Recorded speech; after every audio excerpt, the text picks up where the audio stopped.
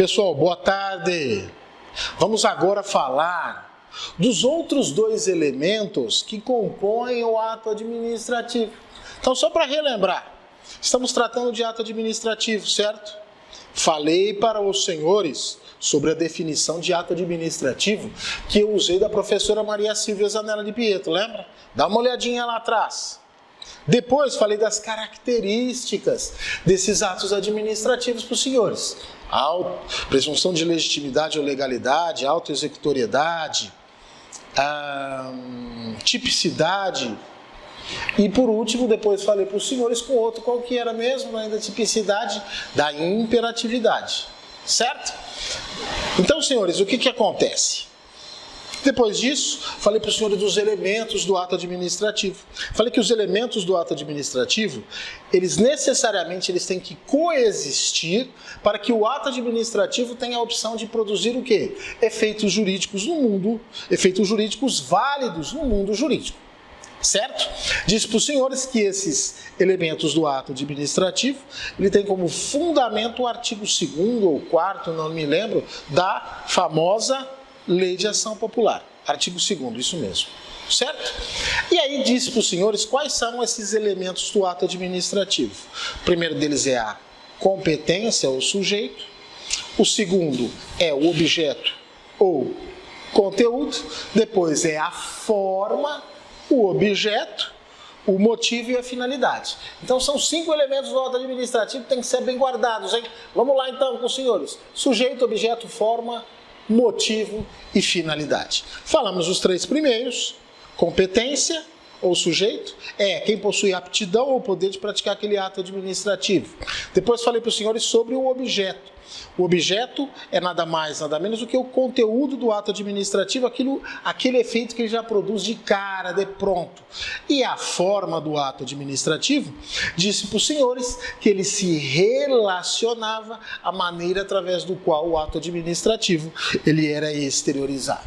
Certo? Ponto.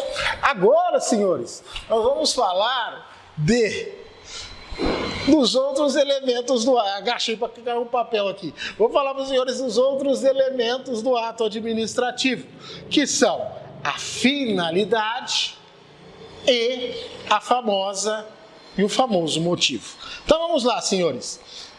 Finalidade. O que significa esse elemento do ato administrativo? Significa que, na finalidade, busca-se demonstrar o resultado pretendido pelo ato administrativo. Ou seja, aquilo que o agente público busca quando ele pratica aquele ato administrativo. Se a gente for ver, este requisito da finalidade, ele possui um duplo sentido. Ou seja, eu posso ver a finalidade no seu aspecto amplo e a finalidade no seu aspecto estrito.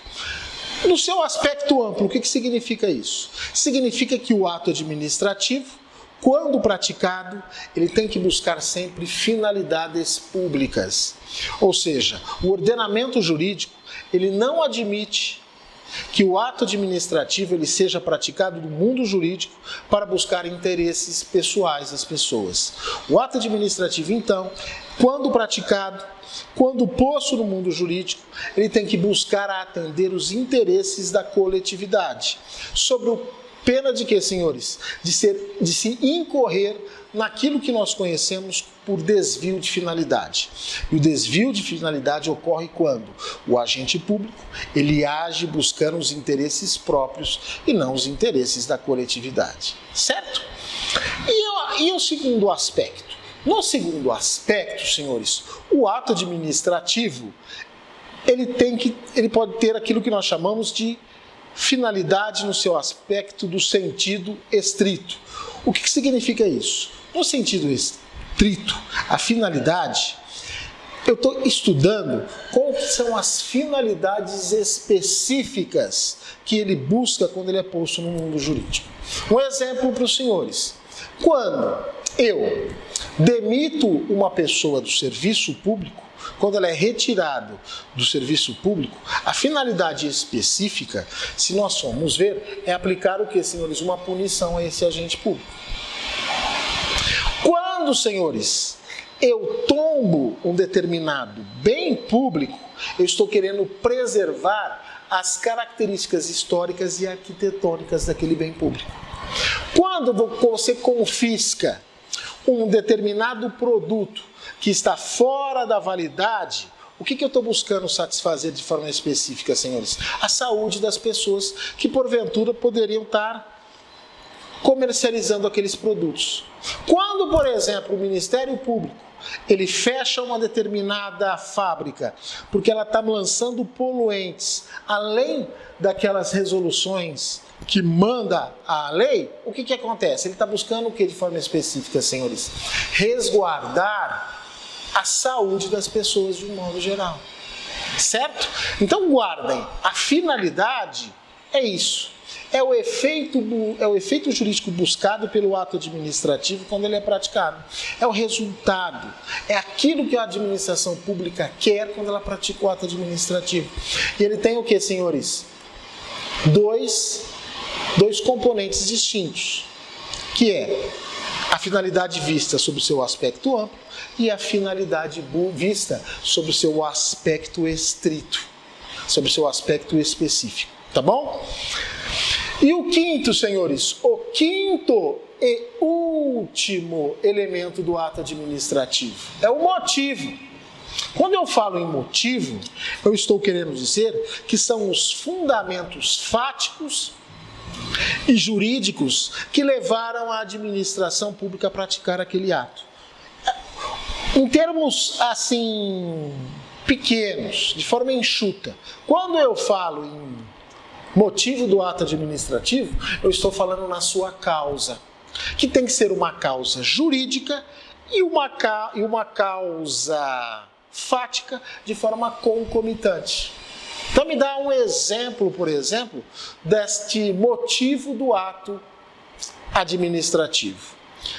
Eu posso fazer em âmbito jurídico aquilo que nós conhecemos por remoção de ofício, remoção ex officio, que é quando eu retiro um agente público de um determinado órgão que ele se encontra lotado e o transfiro para um outro órgão, porque aquele órgão está precisando de gente, porque está tendo um acúmulo de serviço muito grande. Aí, nesse caso, essa remoção ex officio, o que eu faço? Eu tenho que motivar. Então, eu venho, por exemplo, e falo, de acordo com informações vindas do órgão tal, há um acúmulo grande de serviços e nós estamos precisando de uma pessoa, de um agente público, para ajudar na realização daquele serviço.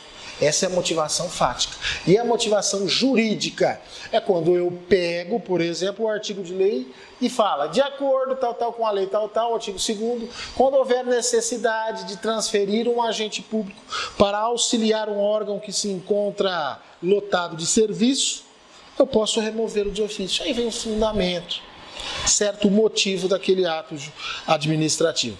Me dá um outro exemplo, senhores. Uma multa de trânsito. Você vai receber um auto de infração lá na sua casa. Ele tem que estar motivado. E o que ele está motivado? Ele vai dizer o seguinte, por exemplo. Você vai ver e falar assim, na hora tal, no dia tal, o veículo tal, desobedecendo o sinal semafórico, o semáforo, adentrou a rua tal e cruzou no vermelho. Ponto. Esse é o fundamento fático. E aí vem o fundamento jurídico. De acordo com a lei tal, no artigo tal, a pessoa que passar o sinal semafórico desatendendo a lei tal, fica sujeito a uma multa de tal a tal. Isso é o que, senhores? O fundamento jurídico. Certo? Então, fundamentar, motivar o ato administrativo é demonstrar a circunstância que levou a administração pública a praticar aquele ato e, concomitantemente, dizer qual que é o artigo de lei a qual ele está inserido, esse ato administrativo. Perfeito? Desapropriação. Por exemplo, eu tenho que motivar. Isso vem através do que, senhores? O decreto expropriatório. Ali vai dizer que no bairro tal, como houve um aumento populacional muito grande, ou foi-se necessário criar o que, senhores? Um posto de atendimento hospitalar para aquelas pessoas, para não sobrecarregar o quê? O hospital municipal. Esse é o fundamento fático. E aí, senhores, vem o fundamento jurídico, que diz, de acordo com a lei tal, eu posso desapropriar uma área para buscar o interesse público, demonstrando a sua necessidade jurídica, e vai lá e faz o que, senhores? E expede esse decreto desapropriatório. Não falei qual foi a circunstância que levou? Não falei qual é o artigo de lei que serviu de fundamento de base? Tranquilo? Deu para os senhores entenderem? Então, o que é motivar? Mas aí, a gente tem que tratar também, senhores, de uma importante teoria, que é a famosa teoria dos motivos determinantes. E o que significa essa teoria dos motivos determinantes? De acordo com ela, o motivo que serviu de fundamento à prática do ato, ele tem que ser válido para o ato produzir efeitos jurídicos válidos. Todavia, se esses fundamentos eles forem falsos, eu vou usar essa teoria dos motivos determinantes para anular o conteúdo e fazer com que as coisas voltem a ser como eram antes. Entendi, professor? Me dá um exemplo. Falei dessa remoção de ofício. Que eu pego um serviço público, um agente público lotado num determinado órgão e transfiro ele para um outro. E aí o que acontece? De repente, esse cara ele era motorista dos secretários municipais, certo? E aí vem o que, senhores? Vem essa remoção de ofício e fala que existe a necessidade de se levar um motorista para trabalhar numa outra repartição. Para trabalhar, por exemplo, lá no lixão. Ele vai ser motorista agora de ônibus e vai trabalhar no lixão. Se de repente este motorista ele se insurge com essa remoção de ofício, o que acontece? Ele pode usar essa teoria dos motivos determinantes. E ele fala, olha, esse motivo ele é falso. Na verdade, o que aconteceu? Na gestão passada, eu era muito amigo do outro prefeito. Fiz até campanha para ele, mas ele perdeu. Então, como forma punitiva, o que ele está querendo fazer? Fazer com que eu deixe de ser um motorista dos secretários municipais para trabalhar no lixão lá de forma insalubre, para me punir. E para isso ele usa o quê? Essa teoria dos motivos determinantes. E se ele provar por A mais B que realmente não há necessidade dele ser transferido de ofício para trabalhar no lixão, até porque tem uma série de pessoas trabalhando lá, o que acontece? Essa remoção ela é anulada. E ele não precisa mais trabalhar no lixão. Ele pode voltar a ser o quê? Motorista de quem, senhores? Desses secretários municipais. Certo? Dessas autoridades municipais. Entenderam? Ah, entendi. Mas não tem como o senhor dar um outro exemplo também na aplicação dessa teoria dos motivos determinantes? Lógico que tem. Um exemplo que acontece muito são nessas desapropriações, como disse para os senhores. Expede-se esse decreto desapropriatório, como disse, para poder construir, por exemplo, um posto médico naquela localidade, porque para não sobrecarregar o hospital municipal.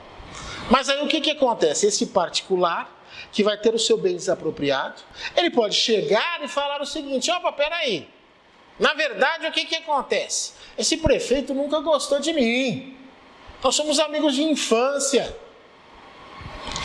ele nunca foi muito com a minha cara, porque eu sempre fui melhor aluno que ele, sempre fui muito mais inteligente. O que ele está fazendo? Ele está me perseguindo. Este motivo que ele está usando como fundamento dessa desapropriação, ele é mentiroso, ele é falso. Porque, na verdade, o que ele quer, senhores? Ele quer me perseguir. E ele demonstra por A mais B que não há necessidade de desapropriar nem de criar um postinho lá. Porque tem um postinho, por exemplo, a 3 quadras de lá, que atende os interesses da coletividade. Se ele conseguir provar isso por A mais B, o que acontece? Esse decreto desapropriatório ele é anulado e o bem continua nas mãos do particular. Certo? Mas para invocar toda essa falsidade, todo esse ato ardiloso, o que eu tenho que fazer, senhores? Eu tenho que usar essa teoria dos motivos determinantes. Tranquilo? Quanto tempo já, Nath? Já deu? Tchau, gente! Só isso, um abraço!